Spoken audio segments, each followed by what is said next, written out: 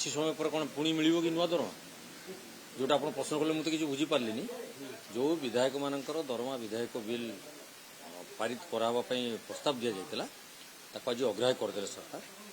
ତେଣୁ ସେଥିରେ କିଛି ମିଶ୍ର ପ୍ରତିକ୍ରିୟା ନାହିଁ କି କିଛି ପ୍ରତିକ୍ରିୟା ଦେବାର ବି ନାହିଁ। ବାକି କିଏ କହୁଛି ଆପଣଙ୍କୁ ଆମେ ଆଶା ରଖିଥିଲୁ ବୋଲି? ସରକାରଙ୍କ ପାଖରେ ଦାବି କରିବାଟା କ'ଣ ଗୋଟେ ଆଶା?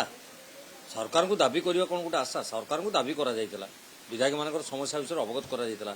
ମୁଁ ଆପଣଙ୍କୁ ପୂର୍ବରୁ କହିଦେଇଛି, ବିଭିନ୍ନ ସମସ୍ୟା ନେଇ ଯେତେବେଳେ ବିଧାନସଭା ବସେ ବିଧାୟକଙ୍କ ଦ୍ୱାରା ବିଭିନ୍ନ ବିଲ୍ କରିବା ପାଇଁ ରାସ୍ତାରେ ଦେଖିବେ ଆସିକି ବିଭିନ୍ନ ସଂଗଠନ ତରଫରୁ, ବିଭିନ୍ନ ଶିକ୍ଷାନୁଷ୍ଠାନ ତରଫରୁ, ବିଭିନ୍ନ ବର୍ଗର କର୍ମଚାରୀମାନେ ଆସିକି ତାଙ୍କର ଦାବି ଉପସ୍ଥାପନ କରନ୍ତି। ଦାବି ଉପସ୍ଥାପନ କରିବା ଗୋଟେ ପ୍ରକ୍ରିୟା, ସରକାର ତାକୁ ଗ୍ରହଣ କଲେନି, ଅଗ୍ରାହ୍ୟ କରିଦେଲେ। ଏଥିରେ ଦୁଃଖ କରିବାର ତ କିଛି କାରଣ ହିଁ ନାହିଁ।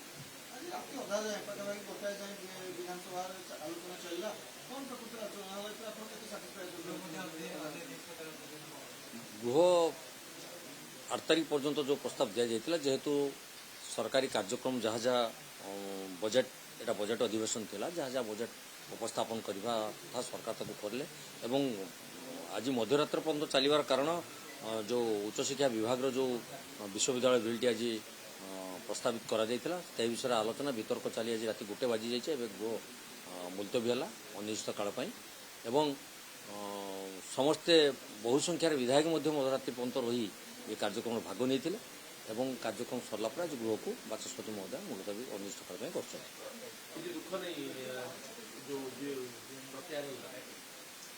ଆପଣ ପୁଣି ସେ ପ୍ରଶ୍ନକୁ ଦୋହରାଇଛନ୍ତି। କାମନାରେ ବିନାଶରେ ଦୁଃଖର ବିନାଶ। କାମନା ନାହିଁ ଯେଉଁଠି ସେଠି ଦୁଃଖ ଆସିବ କାହିଁକି ଯେ ଆମକୁ ଦୁଃଖ ଲାଗିବ? କିଛି କାରଣ ନାହିଁ। ଆପଣ ଯେଉଁ କଥା ପଚାରୁଛନ୍ତି କୌଣସି ଦାବି ନାହିଁ। ଯେଉଁ ଦାବିଟି କରାଯାଇଥିଲା ସରକାର ତାକୁ ଅଗ୍ରାହ୍ୟ କରିଛନ୍ତି। ବହୁ ଖୁସିର ସହକାରେ ଆମେ ସମସ୍ତେ ପୁଣି ହାତ ମିଳାମିଳେଇ ଯେଝା ଘରକୁ ଯେଝା ପ୍ରତ୍ୟାବର୍ତ୍ତନ କରୁଛୁ।